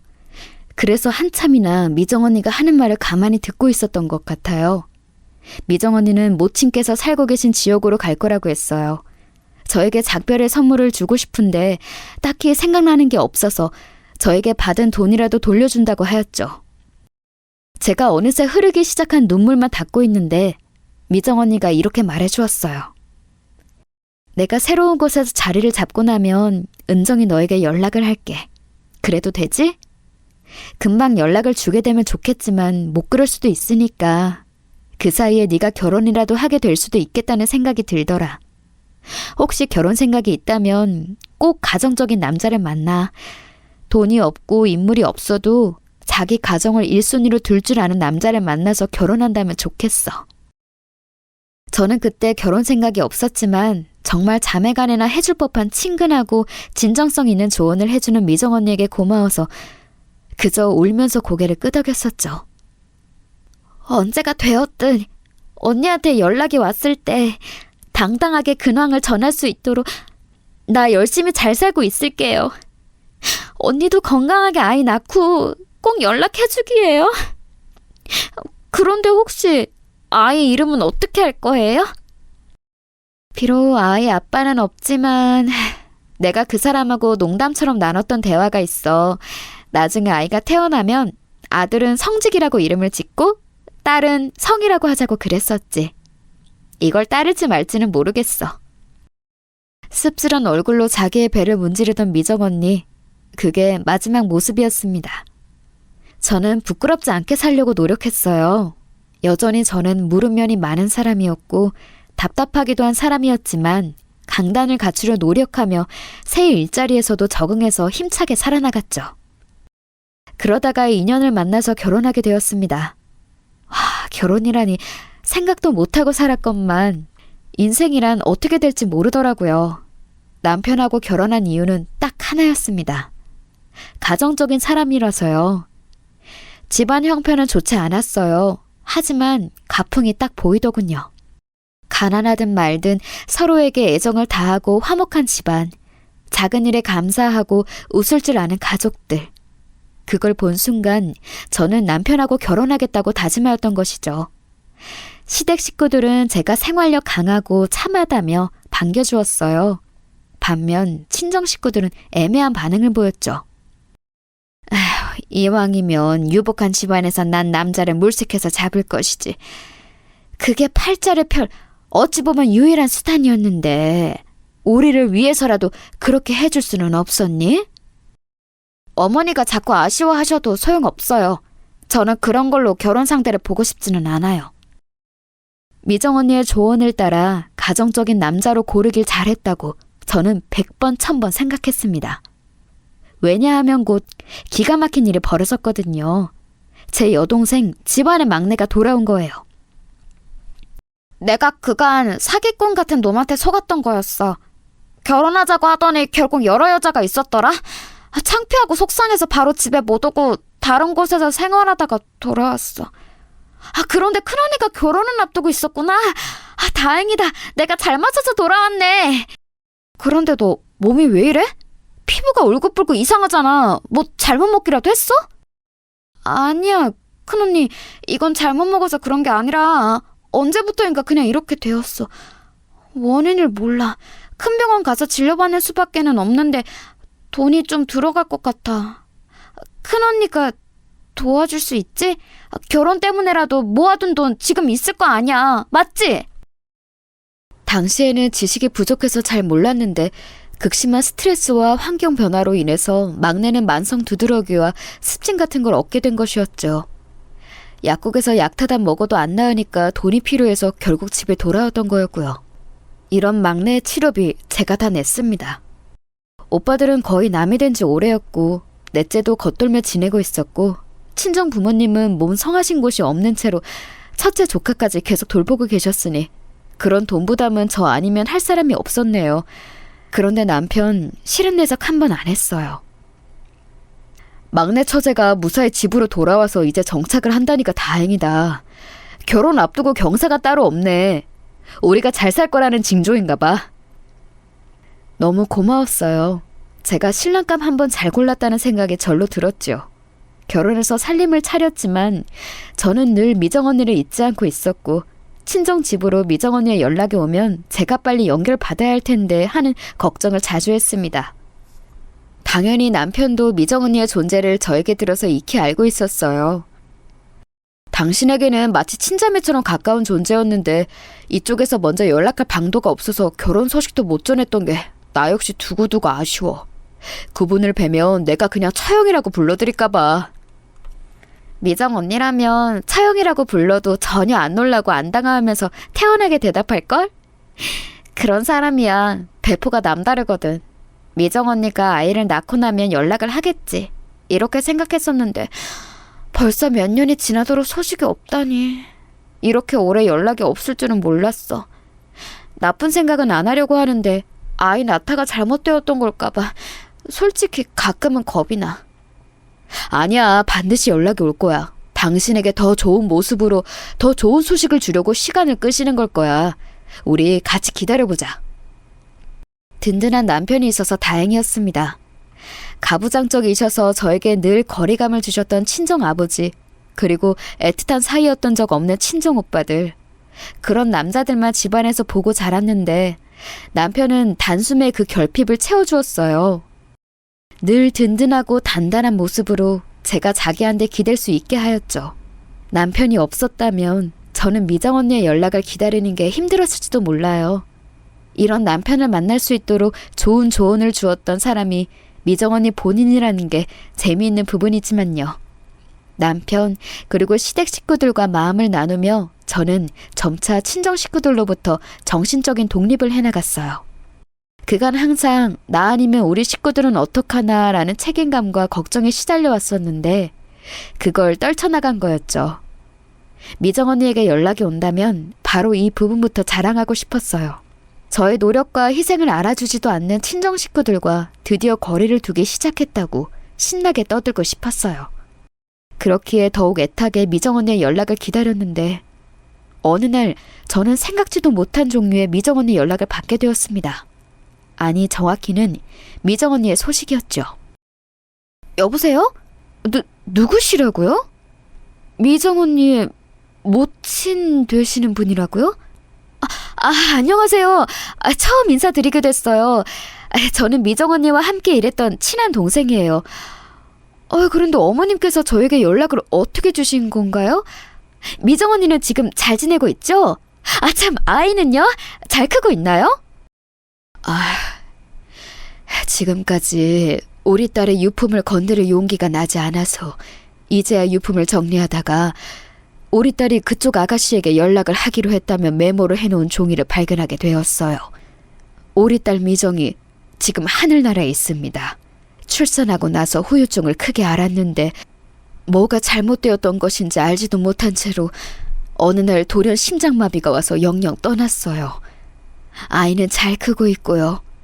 그런데 다만 앞으로는 내가 아이가 잘 커가는 걸 지켜봐주지 못할 것 같아요. 지금 시한부 선고를 받은 처지라서요. 전화기를 놓친 채로 저는 자리에 주저앉았어요. 도저히 믿기지 않는, 믿을래야 믿을 수가 없는 비극적인 소식이었습니다. 미정 언니는 이미 이 세상 사람이 아닌 지 오래였던 거예요. 저는 그것도 모르는 채로 살아왔고요. 가슴이 찢어질 것 같았습니다.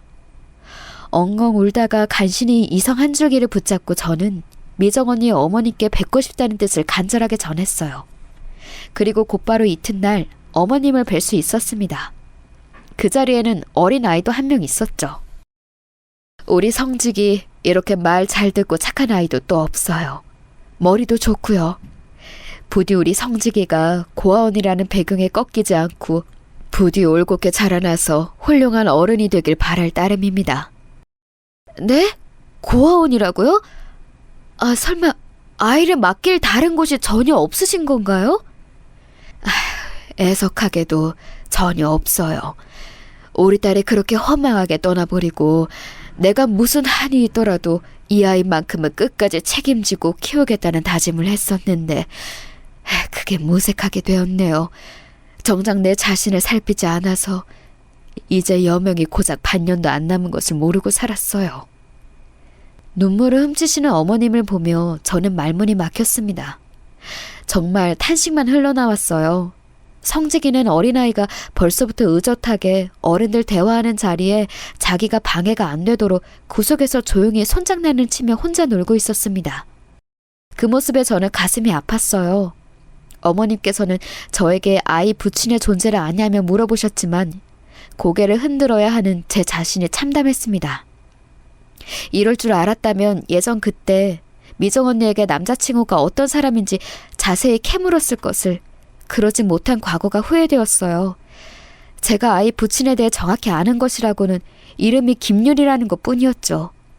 왜냐하면 그 이름을 예전에 얼핏 처음 들었을 때 속으로 권율 장군도 아니고 이름이 김윤이네 이렇게 생각했던 것이 정확히 머릿속에 남아있었기 때문이에요.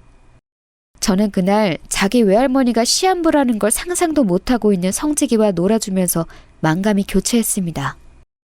사실 저는 그때부터 한 가지 결론을 두고 고민하고 있었죠. 저는 몇 날 며칠을 고민하다가 남편에게 말했어요. 여보, 우리가 미정 언니 아이 입양하면 안 될까? 아이는 아무 잘못도 없는데 고아원에 가게 생겼어. 이런 안타까운 상황이 또 어디 있겠어. 안 그래? 요 며칠 당신을 지켜보면서 속으로 그런 고민을 하고 있을 거라고 예상하고 있었어. 그런데 아무리 그래도 피 한 방울 안 섞인 자식을 키운다는 건 보통 일이 아니잖아. 측은지심만으로 될 일이 아니야. 여보, 나는 말이지. 살면서 우리 친정 식구들을 수도 없이 원망했어. 너무 원망스러워서 가슴에 피가 맺히는 기분이 들 때도 많았어.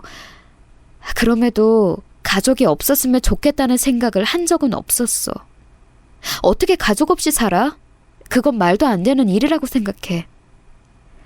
저라는 사람을 잘 알고 있는 남편은 한숨만 내쉴 뿐 반대를 더하지 않았습니다. 그러더니 이틀 뒤 제 손을 맞잡으며 고개를 끄덕여 주었죠. 큰 결단을 내려준 거예요. 저는 그런 남편을 부둥켜 안았습니다. 고마워 여보. 정말로 고마워. 결코 쉽지 않은 결정이었다는 거 잘 알아. 나 역시 신중하게 고민했음을 앞으로 내가 몸소 증명할게. 내가 앞으로 정말로 잘할게. 저희 부부는 둘 다 눈물을 흘렸어요. 얼마나 다사다난한 앞날이 펼쳐질지 겁도 나고 막막했죠. 그러나 서로를 믿고 내린 결단이었습니다. 시댁 식구들은 모두가 기함하긴 했지만 저희 두 사람의 선택을 존중해 주었어요. 반면 친정 식구들은 입에 거품을 물기스러 난리들이었어요. 특히 친정 부모님은 곡소리를 내셨죠. 생판 남의 자식이고 피 한 방울 안 섞였는데 입양을 하겠다고? 부친이 누구인지도 모르는 아이인데? 아이고야, 자식이라고 있는 것들이 왜 다 이 모양 이 꼴일까? 은정이 너는 번듯하게 잘 살고 성품도 올곧다고 여겼는데 기어이 이렇게 잘못 사는구나. 너는 내가 건강이 계속 악화되고 있다는 걸 알면서도 내 가슴에 대못을 어찌 박으려고 들어. 이런 천하의 불효를 보았나. 아이를 끝내 입양한다면 나는 그날부로 네 아버지가 아니다. 너는 내 자식이 아닌 거야. 친정 부모님의 일갈에 눈물이 핑 돌았어요. 지난 세월이 주마등처럼 눈앞을 스쳐갔죠. 그 어떤 헌신도 희생도 사랑도 제가 베푼 모든 것들은 소용없었던 거예요. 자기들 멋대로 살고 있었던 오빠들 역시 제 입양을 비난했고 막내는 입양해서 키울 돈 있으면 그 돈 나 좀 줘라는 식으로 나와서 제 속을 긁어놓았습니다. 그러나 저는 뜻을 굽힐 생각이 없었고 남편은 제 편이었어요. 죽는 그날까지 제 편을 하겠다며 오히려 제 손을 강하게 잡아주었죠. 그것으로 된 것이었네요. 제가 가슴에 안고 살아온 친정 식구들을 뒤로한 채로 저는 성직이의 엄마가 되었습니다. 성직이의 외할머니, 미정언니의 어머님께서는 병원에서 조용히 눈을 감으신 뒤였죠. 입양 절차를 밟고 나니까 성직이에게 미안해졌어요. 성직이는 이렇게 하고 싶다, 저렇게 하고 싶다, 원하는 걸 정할 수가 없었기 때문이에요. 아무리 어린 아이라도 자기 인생이 걸린 중대사는 선택권을 줬어야 맞았을 거라는 생각이 그제서야 들더군요.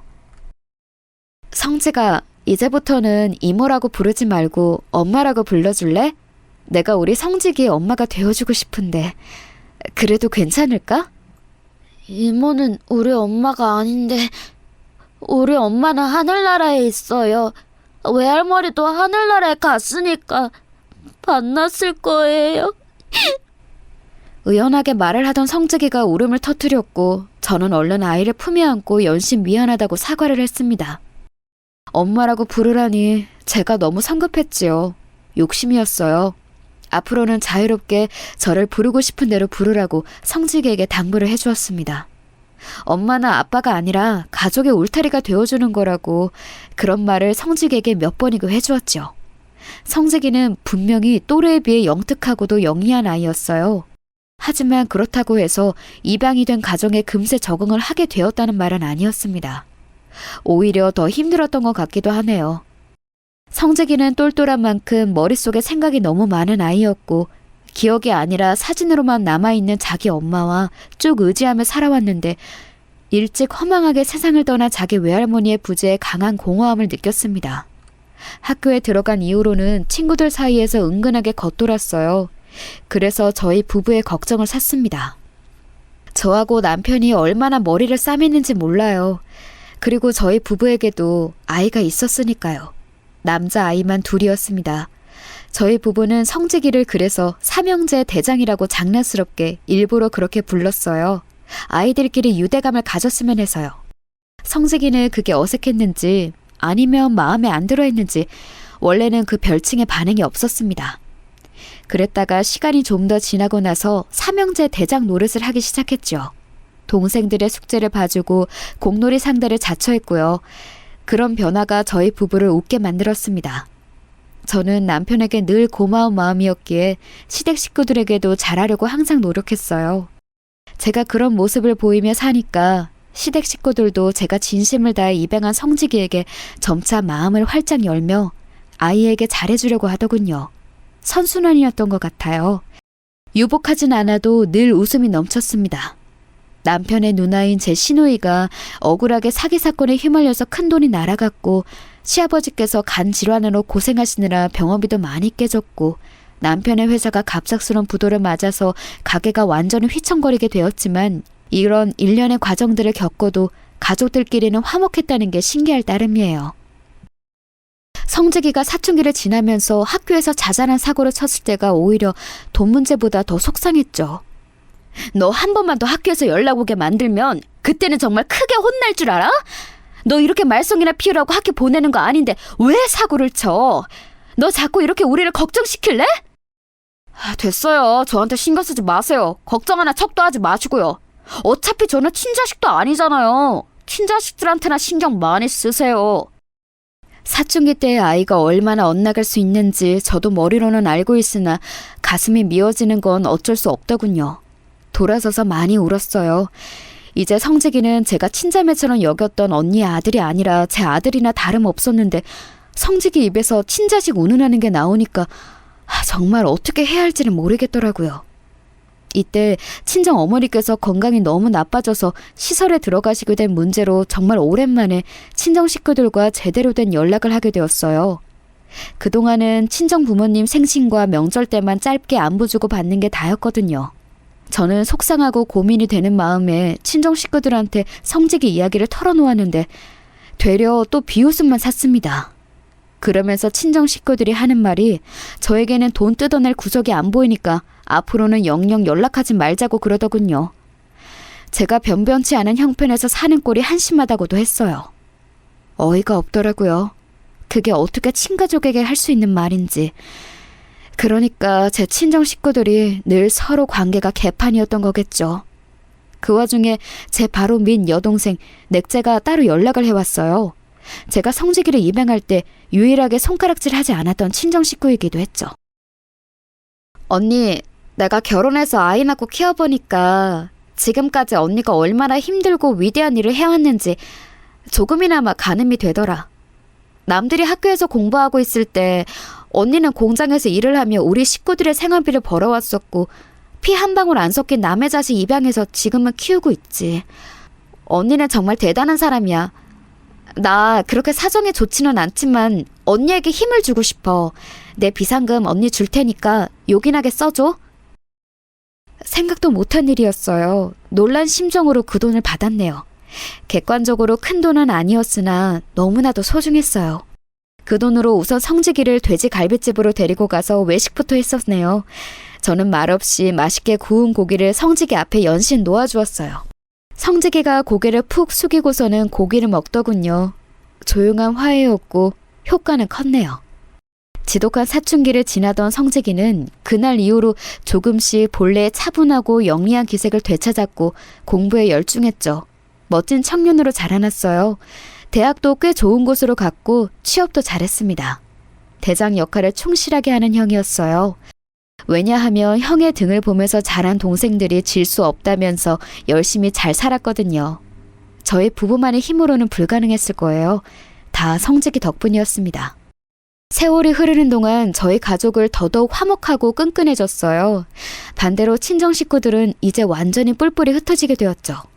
큰오빠, 작은오빠 각각 이혼을 2번씩이나 했다는 것 말고는 소식을 몰랐고요. 친정 어머니는 중증 치매 환자가 되신 상태였으며 친정 아버지는 제가 모르는 사이 막내 여동생의 입김에 의해 반강제로 시설에 들어가 계셨습니다. 막내는 딸만 둘을 낳았는데 둘 다 20살, 22살이라는 이른 나이에 사고를 쳐서 혼전 임신으로 결혼했어요. 환장을 노릇이었는지 막내는 화병을 얻어서 머나먼 전라도의 시골 마을로 들어가 버렸습니다. 저와 연락하며 지내는 건 제 바로 아래 여동생, 넷째뿐이었죠. 그런데 사는 형편이 썩 좋지 못해서 제가 늘 신경이 쓰였는데요. 어느덧 성직이가 자기 여자친구하고 결혼을 하고 싶다는 말을 하기 시작할 만큼의 세월이 쌓여있던 날이었습니다. 성직이가 혼란스러운 얼굴로 이런 말을 하더군요. 엄마, 사실 며칠 전부터 이상한 일이 있었어요. 회사로 어떤 사람들이 저를 찾아왔는데 제 얼굴이랑 이름 때문에 유추가 가능했다면서 제가 자기들이 모시는 분의 핏줄 같다고 하는 거예요. 너무 황당한 얘기라서 저는 무조건 아니라고 했는데 웬 사진 한 장을 내밀더라고요. 근데 저랑 인상이 너무 닮은 아저씨 사진이었어요. 게다가 그 아저씨 이름이 김유리라네요. 엄마가 옛날에 그러셨잖아요. 제 친아버지의 이름은 아마 김유리일 거라고. 맞아. 분명히 그런 이름이었어. 잊고 있었는데 생각이 나네? 너 어렸을 때 내가 그런 얘기도 해준 적이 있었구나. 그런데 그 사람이 너를 찾는다고? 제 친아버지인지 아닌지는 몰라도 아무튼 사실 날이 얼마 안 남으셨대요. 그 소리 듣고 고민이 많았는데 오늘 그 사람들이 또 찾아와서는 유전자 검사를 해달라네요. 엄마, 저 어떡하면 좋을까요? 이럴 수가. 근 30년의 세월을 뛰어넘어서 이런 상황이 벌어질 거라고는 상상도 못한 바였어요. 저희 부부와 성직이는 깊은 대화를 나눈 끝에 유전자 검사를 하는 것으로 결정을 했습니다. 하지 않는다면 후회할 게 뻔했으니까요. 그리고 성직이는 어느 유능한 사업가 집안의 핏줄이 맞는 것으로 확인이 되었어요. 그 사업체에 몸을 담고 있는 임원 한 분이 거래처를 직접 돌다가 성직이가 다니고 있는 회사에 발을 들이게 되었는데 성직이를 보자마자 고개를 갸웃하셨었다네요. 성직이는 제가 봐도 미정 언니와 생김새가 전혀 닮지 않았어요. 정 많고 남을 잘 챙기는 어른으로 자라난 점은 미정 언니와 똑같았지만요. 그런데 생김새는 부친을 닮은 것이었던 거예요. 임원분께서는 성직이 생부의 병문안을 가셨다가 젊을 적 모습과 꼭 닮았길래 신기해서 명찰을 확인했는데 이름이 성직이었다라는 말씀을 흘리셨어요.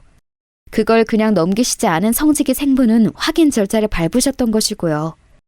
저는 옛날에는 가발 공장 입구 근처에서 멀찍이 보기만 하였던 미정 언니의 남자를 세월이 흐르고 나서야 똑바로 마주하게 되었어요. 조금이 가까운 그에게 다가간 제가 조용히 입을 열었죠. 기억하고 계셨던 건가요? 미정 언니와 나누셨던 대화, 나중에 아이가 태어나면 아들은 이름을 성직이라고 하저던. 예, 기억하고 있었고 말고요. 뿐만 아니라 이제 와서 고백을 하자면 저는 미정이가 임신 중이라는 것을 얼핏 눈치채고 있었습니다. 이혼하자고 했을 때 임신 사실을 미정이가 밝힌다면 저는 그대로 남을 작정이었지만 그러기는커녕 저를 잡지도 않고 이혼을 해주더군요. 그래서 저는 임신인지 아닌지 정확히 확인하지도 않은 채 겁이 나서 비겁하게 도망을 쳤어요. 그 후로 집안에서 정해준 상대와 결혼도 했지만 행복하지 않았습니다. 일부러 아이도 갖지 않았죠. 10년을 살다가 이혼을 했고요. 소리 없이 눈물을 흘리시더군요. 회한의 눈물이었을 거예요. 성직의 생부는 자기 몫의 재산을 모두 성직에게 주고 떠나시겠다는 뜻을 밝히셨어요. 그래야 하늘나라에서 미정 언니를 떳떳하게 만날 수 있다고 하시면서 말이죠. 막상 성직이는 자기 생부 앞에서 별 말도 없이 어색하게 굴었으나 장례식장에서는 뜨거운 눈물을 쏟았습니다. 그 곁에 저희 부부가 있어 주었죠. 저는 하늘을 보며 미정 언니에게 인사를 건넸어요. 친애하는 미정 언니, 잘 지내고 있죠? 성직이는 이제 엄청난 자산가가 되었고 우리 부부한테 돈 관리를 맡기겠다면서 알아서 그냥 써버리라네요. 참나, 이게 말이 되나요? 언니, 이건 기적이에요? 아니면 언니가 내다본 미래인가요? 확실한 건 이게 현실이라는 것이었죠. 저희 부부는 상의 끝에 제 여동생 넷째부터 도와주었습니다. 지질한 형편으로 마음고생하던 넷째는 여유를 거머쥐게 되었고요. 시댁 식구들에게도 베풀었어요. 모두가 행복하게 웃었네요. 친정 오빠들도 좀 도와주고 싶었는데 그 양반들 쪽에서 먼저 연락을 사절하는 바람에 그러지를 못했습니다. 이게 다 자업자득이고 인과응보라는 것일까요? 돈이 넉넉하지 않아도 화목하게 잘 지내왔던 저희 가족들, 돈이 생기고 나서도 더욱 잘 지내고 있답니다.